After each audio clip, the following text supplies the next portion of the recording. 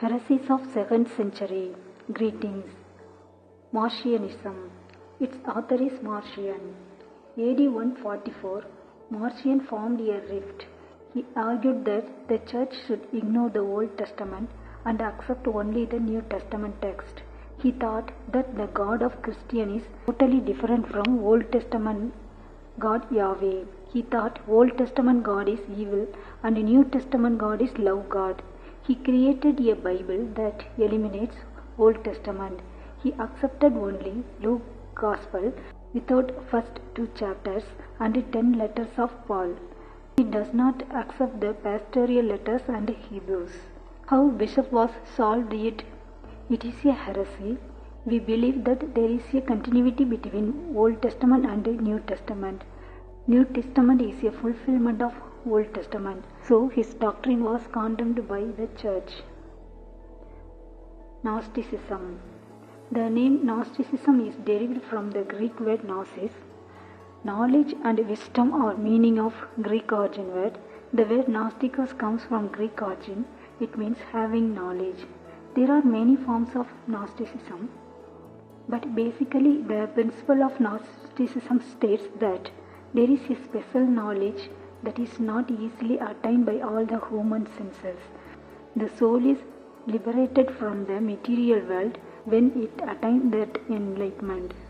Gnosis considered the principal element of salvation to be direct knowledge of the supreme divinity in the form of mystical or esoteric insight. Many Gnostic texts deals not in concept of sin and repentance, but with illusion and enlightenment. The author is Gnostic. He thought Jesus is only divine without human nature. He only appeared to be a human. Jesus suffered, had thirst and hunger, and so on like human. So he is human.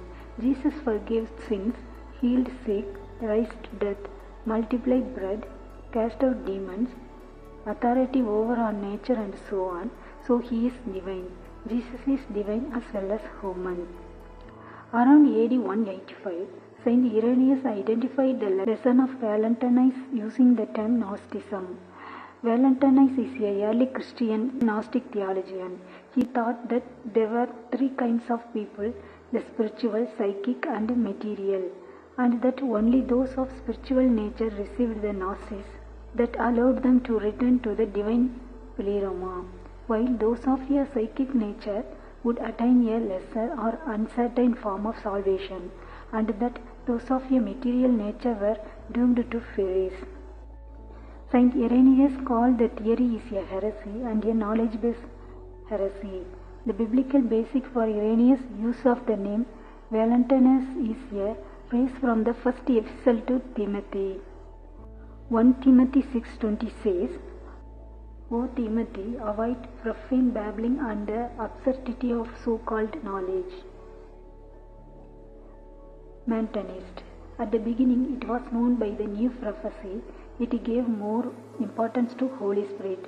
Some scholars consider that Montanus was started to prophesying at AD 135 and others says Montanus does not start to prophesying before AD 177. Montanus might be a priest in ancient Greek religion before converted to Christianity. Montanus said God's Spirit is speaking through him. Two women, Prisca and Maximilla, were inspired by Holy Spirit and prophesied with him. The three were filled with the Spirit and prophesied and prayed. The three spoke in ecstatic vision and urged their followers to fast and to pray. Montanus said, if followers practice prayer and meditation like him, they will get power to prophesy like him. Montanus took John's Gospel and other John writings are basic theory of his Montanism. In John's Gospel, Jesus promised to send the Paraclete or Holy Spirit, from which Montanists believed their prophets derived inspiration. In the Apocalypse, John was taken by an angel to the top of the mountain, where he sees the New Jerusalem descended to earth. Montanus identified this mountain as being located in Phrygia near Pepusa. Followers of the new prophecy called themselves Spiritals, in contrast to their opponents whom they termed psyche. Ancient writer Eusebius Caesarea said, Montanus and his followers prophesy or against Christian theory. Eusebius considered that Montanus acted like he inspired by spirit suddenly and blabber meaningless word. They are not really inspired with Holy Spirit. Instead, they were blabbered by evil spirit. So Eusebius said they are false prophets. Montanus considered that God had proclaimed truth through Montanus beyond the facts that God had already revealed. He said followers who prophesying like him also have authority to forgive sin. Montanism taught a legalistic moral rigorism. The time of fasting was lengthened. Followers were forbidden to flee from martyrdom. Marriage was discouraged, and second marriage were prohibited after husband or wife died. Women can become bishop and priest. They dyed their hair. They applied eyeliner around the eyes, engaged in gambling, lent at interest. These acts are against traditional church. When it became obvious that the Montanist doctrine was an attack on the Catholic faith, the bishops of Asia Minor gathered in synods and finally excommunicated the Montanists, probably c. 177.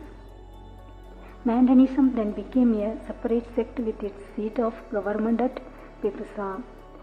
Another important aspect of Montanism was Montanists, who are followers of priest Montanus, believed that Jesus' second coming is going to happen immediately. They believed the heavenly Jerusalem was soon to descend on the earth in a plain between the two villages of Pepusa and Tayamin in Phrygia. The prophets and many followers went there, and many Christian communities were almost abandoned. They forced all Christians to fast.